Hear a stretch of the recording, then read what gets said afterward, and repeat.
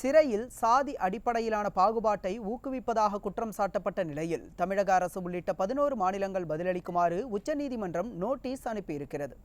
சிறைக்குள் நுழைந்ததில் இருந்தே சாதி அடிப்படையிலான பாகுபாடு தொடர்வதாகவும் பணிகள் நீட்டிக்கப்படுவதாகவும் பல்வேறு மாநில சிறை கையேடுகளில் காணப்படும் பாரபட்சமான விதிகளை ரத்து செய்ய கோரி தொடரப்பட்ட வழக்கில் தமிழக அரசு உள்ளிட்ட 11 மாநிலங்கள் பதிலளிக்குமாறு உச்சநீதிமன்றம் நோட்டீஸ் அனுப்பியுள்ளது.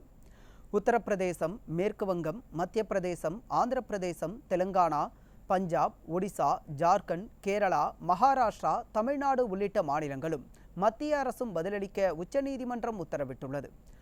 அடையாளப்படுத்தப்பட்ட பழங்குடியினர் மற்றும் வழக்கமான குற்றவாளிகளாக வகைப்படுத்தப்பட்டவர்களை பாதிப்பதாக தொடரப்பட்ட வழக்கு விசாரணையில் மத்திய அரசு உள்ளிட்ட 11 மாநிலங்கள் பதிலளிக்க உச்சநீதிமன்றம் நோட்டீஸ் அனுப்பியிருக்கிறது.